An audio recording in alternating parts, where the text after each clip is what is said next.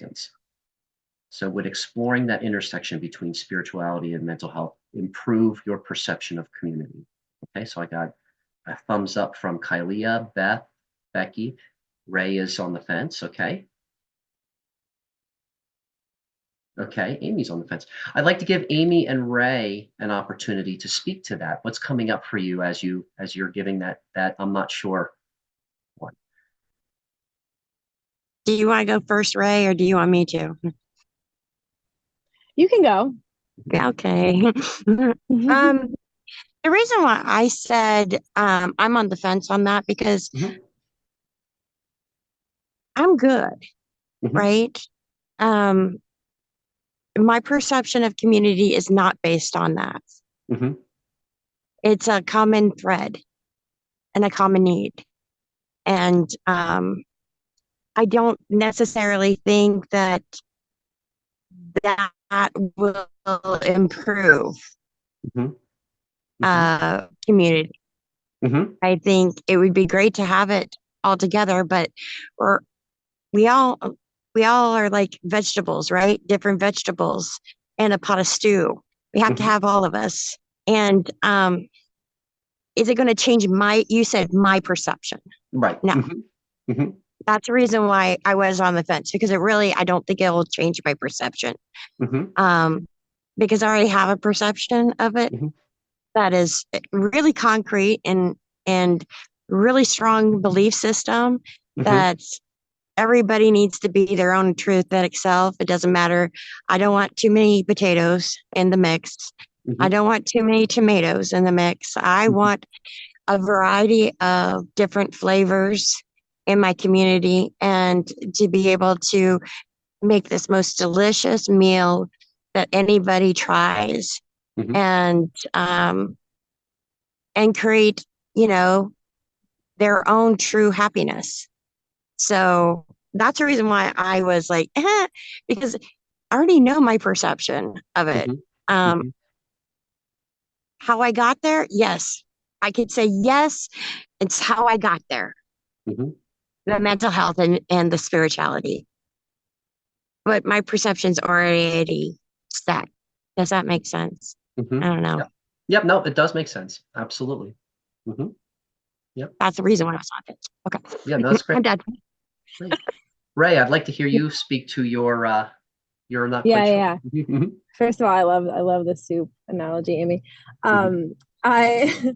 I think that for me, it was a similar reason. I think it's because of the way the question was phrased, where you said, would it change my perception of community? I think I was the only one who had a thumbs up, I believe, in the survey when you mentioned community. I feel good about my ability to create community and exist in community, and I have a solid understanding of what it is. And again, I do think that the spiritual and mental health piece does lead to that. I think like somebody who is spiritually and mentally healthy is fully able to engage in community and build community, and people who are needing more healing around that definitely struggle with it. So I think in general, it definitely would improve one's ability to engage in community and build community. I don't know exactly when it comes to perception. I'm not exactly sure if that's the part of the question where I was kind of like, it's not really going to change how I perceive community. Right. Right. Yeah. I'm going to say my response on that is I'm not quite sure yet either, just because when you do start going into deeper spiritual and deeper mental health themes, it does trigger people, and it does sometimes create a dissonance. So so I don't know if it would change or improve my perception of a community, but it definitely I'm definitely aware of how exploring the deeper spiritual and mental health sometimes can change someone else's perception of a community, and kind of trigger, kind of make those triggers go off a little bit. Yeah, Amy, you want to speak to that? Well, I just want to point out that, yes, we might trigger other people, but it's our reaction to the trigger is where the spiritual work begins, right? Yes. So I just want to make it that point that, we're all going down the same path. and we're all in different places, and where we are, each individual is where we're supposed to be. And there's nothing wrong with any of it, but it's our reaction to what happens to us is always in our control. So, I mean, that's the biggest take I get from community is because what am I learning from that community within myself, and how am I going to react to it? Am I going to be proud of what my reactions, or am I going to feel shame for my reactions to it? And I think if everybody came from that approach or that mindset, it would make interactions so much easier. Yes, we might be triggering by being our true authentic self, you know, and we're not all going to be politically correct in our verbiage, or, you know, there are some things that are programmed into us that we didn't even know that was a program. Okay. Because we're on different stages, and it might be triggering, but it's the reaction that we do have control with inside of ourselves. And that's one of the biggest lessons I've been taking from this group is my reaction to things. And I just wanted to, you know, put that little tidbit of juiciness to the conversation, because I think that we all have that control. Although sometimes we don't feel like it, right? Right. I mean, that's just the growth. And sometimes we don't even think about it, you know? We just act, you know, it's like a reflex. You know, we all have done that in our life, but it's about being, as we're learning in our spirituality, it's about learning how that we can react in a positive, helpful, loving space where everybody can be free to have those reactions. Because guess what? Triggers are healing experiences just in disguise. That's all, right? Yeah, I think so. So, yeah. Great. Anyone else want to reflect or ask a clarifying question before we go to the next portion of this? All right. So the other action step that rated, I'm not sure, I'll have to look at it, but my matrix got booted out here. But I think if it wasn't tied, it was a very close second. But investing more time in doing living library conversations. Now you've all had a chance now to be in a living library conversation, and the way that's formatted is that, you know, one person is the reader; they're the ones who are asking questions and finding common ground. That's the role I played when we did our living library conversations, and the human book is the one who is expressing their life, expressing their energy, expressing about their experiences. Now, the inspiration of the living library came from the human library, which is about having difficult conversations and breaking stigma and welcoming difficult questions. Not only are they expected, they're appreciated. So I'd like to hear, yes, I'm not quite sure, or I have strong resistance. If you were to invest more time in a living library in your community, do you feel like having a living library, having that kind of an archive, do you believe that would change or improve your perception of a community? Yes, not sure, or I have resistance around this. Now that you all have had a tangible experience, okay? Yep. I'm not quite sure, Kylie. Yes, it is. Okay, great. Okay, so we'll go with and then we'll do. Okay, great. Great. So let's go around the room on that. So if you're not quite sure, let's vocalize, let's verbalize what's coming up for you around that. I'm not quite sure yet. Yeah, go ahead, Kylie. I'll go first just Go for it. because I think for me, I find the living library is really, really interesting when you hear other people's stories, or like experiences. The reason that I'm not sure if it would change my perception of community. Mhm. I think for me at this point is because it's something I'm personally working through, which is not allowing other people's stories to affect how I engage with them in community. Okay. And Mhm. sort of bringing me into a space where I'm not necessarily holding people accountable in the same way that I would hold other people accountable based on their stories or things that they've been through or experiences that they've had, Mhm. which, like, for me has not served me very well. And Mhm. so I don't know if my perception, I guess, of community would get better knowing, like, would shift or change knowing more people's stories, or if it would sort of feed into where I'm currently at and processing. Mhm. Mhm. Got it. I noticed Ray wrote in the chat perception. Oh, okay, I can't bring up. Ray, can you? Okay, there's perception of a community or perception of a community in general. So I'm going to ask you, Ray. Let's make a choice. Let's make a choice. Do you want to choose community in general, or do you want to apply this living library concept to a specific community? I think I would want to apply it to a specific community. Like, for example, with this group right here, Yep. I do feel like having the living library allows us to gain deeper understanding, particularly because, like, we don't always go, like, because our conversations are so focused, we do share some personal things, but like the living library gives us like a longer, more deep dive, and like so we can really understand like a person's story and where they're coming from. And I think that increases a closeness in community. And Yep. I just imagine like applying it to communities that I'm in other spaces, and how that might deepen our understanding of each other and our appreciation for each other as humans. Um, but yeah, so I heard your question as it would improve my perception of a community, like Okay. a group of people. Yeah. Very good. Now I saw Kylia had a thumbs up emoji there. Does that mean you're changing your response, Kylia, or you're just in approval of what Ray is speaking to? I would say that that would change my response. Okay. Because if it's being applied to like a specific community, then yes, it would definitely probably change or improve my perception Okay. of said community.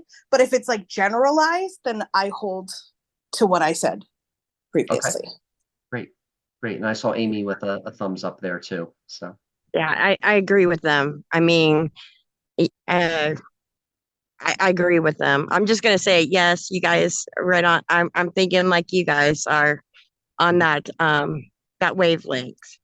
I think it's great for certain situations and certain communities, if they're going towards that. But again, we're all in different places and different outcomes, right? We have different communities for different things to serve our needs.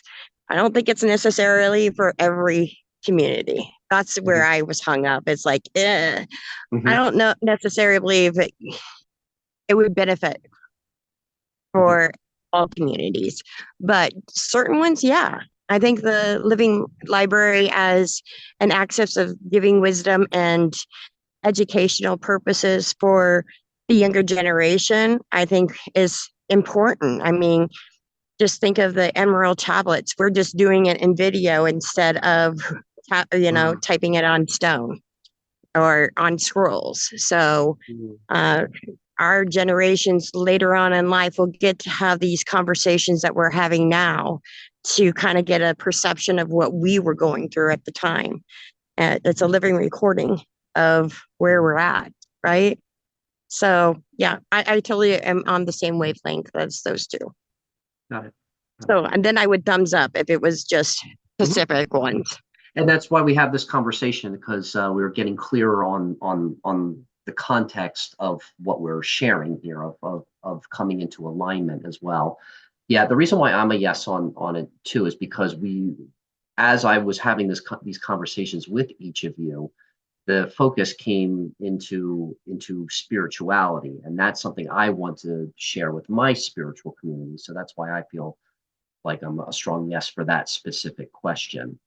So before we move on, I wanted to ask if Beth or Becky wanted to wanted to reflect on anything or wanted to verbalize or vocalize a thought. Becky, do you want to go first, or would you like me to go first? I'm not sure. There's so many thoughts going on in my head right now. I'm not really get it out right now. So you could go ahead. Okay. I would just say from a practical level, I don't have any experience with the living library. In thinking of my specific community, just on a logistical level, that means we'd actually have to create one. And would we actually do that? And would we actually use it? If we used it and we actually got to know each other, that would be great. I mean, my congregation has been together for, most of them have been there for decades, and they already know each other pretty well. I'm the newbie. It would probably help me the most. So like, I don't see it working for my church community. Could it work for another community? Yeah. I could see that, but for just, so, going between a specific community or just community in general, I think I agree with Amy, for some communities, it could work really well. For my specific community, I don't really see it happening like that.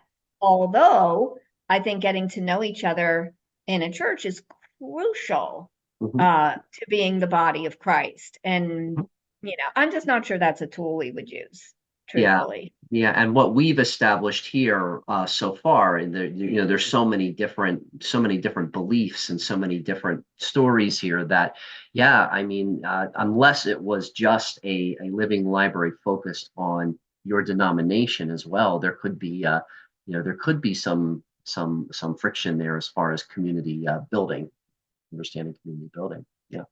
No, it makes complete sense. Complete sense. All right. Becky, I'll give you the floor if you want to add anything. If not, we'll move on. I'll try. So Go for with it. the last one about community, the last question, like spirituality, I put my thumb up because I feel like being quiet and introverted and socially anxious is like a big hindrance to gaining a community for me. So that's why I feel like mental health in some way may be helpful, but I don't see a direct way the living library is necessarily, because it's not necessarily helping the social anxiety or making me feel closer, because I'm not actually interacting with people. It's like they're watching me, but they're not interacting with me necessarily. So they're not really getting to know me. I don't know. Yeah. So if I'm hearing that correctly, are you changing your response to the mental health question? No, that's still I think that's still a thumbs up. I still feel like that could be helpful. Yeah. Mike, could I tell a quick story that I think kind of relates? Mm-hmm. So in church, if you've ever been in a church experience, they sometimes have a sharing of the peace where people greet each other and shake hands, or they don't do that anymore. Maybe a fist bumper, whatever you feel like doing post-COVID. So I actually got rid of my greeting of the peace at my church, I don't know, a month ago or whatever, because my people, they would be like, like this, share the sign of peace, peace. They wouldn't. We were already standing because we were singing a song, but they wouldn't go in the aisles. They wouldn't turn, they might turn around and look at their neighbors or whatever. So I just thought, and I tried so hard. I asked people, could you move into the aisles and, and try to, to encourage other people to do the same. I told them from the pulpit. I tried everything. So finally, I took it away to see if they would miss it. And they did miss it. So I said, this was the week before Palm Sunday. I said to them, okay, we're going to bring it back next week, but I would like you to pray this over, because one of the things COVID took away from us was the ability to touch each other. So think about how comfortable you would feel. Fist bump, elbow bump, handshake, hug, none of the above, all of which are good and valid choices. And then let's see what happens next week. Well, the first week, it actually went great. I was so thrilled. People were turning around. They were going in the aisles. I saw more touching and interaction. Now, last week, one of my friends on Sunday, they said to me, "Yeah, we're back to going like this." I'm like, I'm bummed out. So I'm like, okay, but they claimed that this is meaningful for them. And I was like, to me, that's not a meaningful expression of community. It's just, it is for them, I guess, but for me, I'm kind of like, it just seems like BS. Yeah, the connection, there seems to be a lack of true connection to me as That's well what as I'm I hearing think. it. That's what I think. But, they claim it's meaningful for them. So, okay. I don't get it, but okay. So this is how it's going to be. Anyway, that was my story. Thank you for Yeah, no indulging me. problem. No, I think this is going to lead me to the next one that we look at. But is there anyone else who would like to reflect or ask a clarifying question on this about community and living library?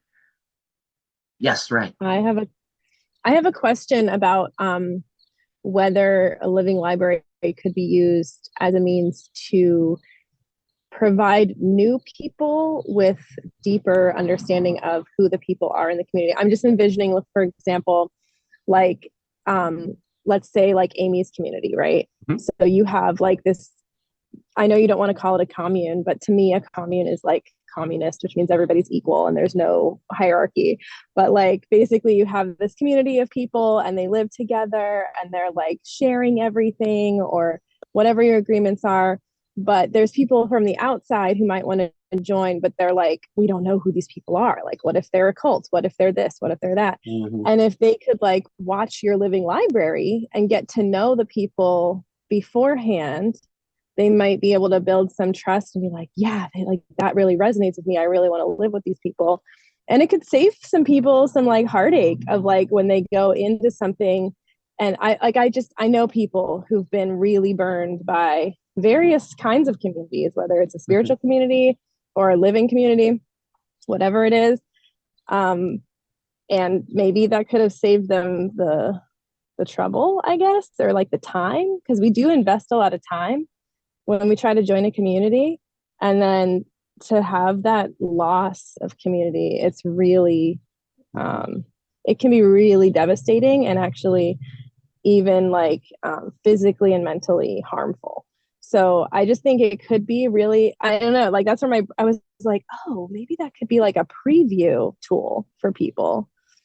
My brain also went to just like thinking about different conflicts in the world and like what if there was like a living library for different groups of people around the world and how that could like foster understanding, so that we could end all violence and war. But yeah, that's like my broader like vision, I guess. Well, again, that's the purpose of the human library, is to break stigma and to build trust. So yeah. So that kind of brings us to I'm going to skip around a little bit. I'm going to now bring the attention to this entire process that we're going through. Now, let's see here, Becky, I think you're really the only one who's been through this entire process. So what I'm going to ask is, this is in regard to whether or not you as individuals have an interest in learning this entire facilitation process, from appreciation to possibility to invitation, dissent, and so on and so forth. So based on your experience so far, and that kind of ties into what you were saying, Ray, as well, too, as a living library kind of being like an introduction or getting to know the individuals in a community. What I'm going to be inviting people to do to view all of our conversations is that I'm going to be asking them to look at our entire process about how to build a living library and earn time banking hours from it. So based on all of this process, then based on your experience so far, do you think like the sequence of the conversations, do you think like these conversations, people viewing it will get a better perception or change their perception of a community in a positive way? Do you think yes, I'm not quite sure, or no? So thinking about this entire journey that we've been through, and we've been through some struggles so far too. Do you think somebody watching this would change their perception of a community based on what they've seen us in our journey doing this so far. What do you think? Okay. Okay. 4, 6. Do you mean like their perception of community in general?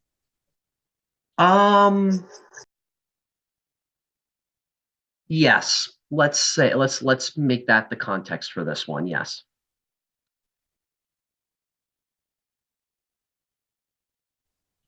I have a yes and, but Okay. Go I for don't it. know. Maybe that's a maybe. Good. Why don't you speak to that then? We'll start with that. I think it's yes. Maybe it's yes if, but it's like yes if this is the type of community that they're looking for, or if they've been searching for this type of community, this type of like deep conversational, facilitation, this kind of. I think that they, somebody like me coming across this for the first time would be like, oh, there's people doing this. That's amazing. But like, that's because I want this kind of community. So I think, but in that case, like maybe their perception is already there. I don't know. Yep. Yeah. Yep. Very good. Yep. Yeah, I'm a yes on this one just because I've been through the process many, many times. And the first thing I think of, Becky, is kind of how I still stay in touch with you and Jamie and Janelle after being through this entire process. And I feel like our sense of community with each other has been enhanced. So that's the only reason I'm saying yes. But it's a low yes because, we've lost a couple people along the way, and like Lori is not going to be in this particular group anymore, and Nini is doing this asynchronistically. So I'm a 3, but I'm still a low 3 at this point. So does any or a yes? Yeah, I keep saying 3. I'm speaking in my matrix lingo, but yeah, yeah. Would anyone like to speak to that? To respond to that about the perception of it? Yes, go ahead, Amy. Well, I think it's all about based on the question. I mean, perception, everybody has their own perception of what they want. But I think a living library will work and help introduce. I'm totally with Ray on how she worded it. I would be a thumbs up with that. But I totally agree with her on the reason why I'm on the fence on it is because of the wording of the question. Does that make sense? Because we can't change anybody else's belief systems or perceptions. Right. Period. It doesn't matter what we do. We can hold space and inspire them to see if they would like to go forward. And for me, the reason why I started this is to learn this different communication skill that I believe that will benefit me. And, and I'm trying to get it. And I'm one of those type of people that sorry guys, I'm out in the woods and you wouldn't expect the traffic to go by clearing, but I guess it happens. Would be and I totally completely lost track of my thoughts. That's all right. So I don't even know where I was. So maybe that was a blessing in disguise. Yeah. I'm gonna leave it alone, I'm gonna just challenge one thing you said there, Amy, too, is that we can't. I agree with you. We can't change somebody else's belief systems, but if we change the desire to change them with the desire to accept them, I have seen beliefs change just from acceptance rather than trying to change what they believe. Right. All you can do is be the anchor for that belief to be able for them to either choose to accept it or not. I mean, and with that language, I would have to say I'm on the fence on it due to the fact that I know if I was going to get my analytical brain go in here, it would be like, no, you can't, but overall, in the general scheme of things, I think it's a good thing. Does that make sense? Absolutely. Yeah. Great. Anyone else want to reflect or ask a clarifying question before we move on? And I'm going to pick up the pace just a little bit here. We did get started a little late, but we're doing good. We're doing good. Anyone else like to reflect or ask a clarifying question? Okay, so now let's turn the question outward to reaching out to other communities or reaching out to other groups or organizations that we might want to work with. Now, this action was inspired, by what you had brought to the table, Ray, was about like mutual aid networks. You had wanted to bring in other people into this group halfway through, which I think is a great idea. I'd like to complete the cycle, and then I'd like to see, how everybody would feel about bringing this to a different community or organization, or some other group. So, how confident do you feel about that at this point? So, being able to share this within an organization that might still be foreign to you, or you're a group that you're trying to get to know. Um, so yeah, I'm going to leave the question at that, and we can change the question. We can clarify the question a little bit more. But do you feel that participating in this kind of facilitation within another group setting or within another initiative, or even another topic, do you feel that that would change or improve your perception of community? And I'll let you decide whether that means community in general or a community that you want to get to know. Yeah, Amy, go ahead. Do you have a question? Explain it, because Yeah, sure. it's just like over my head. Yeah. I'm still kind of forming it in my mind too, as well too. Yeah, no. What I have in mind is co-production, and what co-production is working with other organizations, other groups. Um, Okay. like being able to just start, just invite someone into. I mean, the beginning is an appreciation conversation or a living library conversation. So let's say Okay. I want to reach out to Beth's church, and I want to invite others into just an appreciation conversation. And the only outcome or the only intention that I would have is just to see if they would want to continue relationship.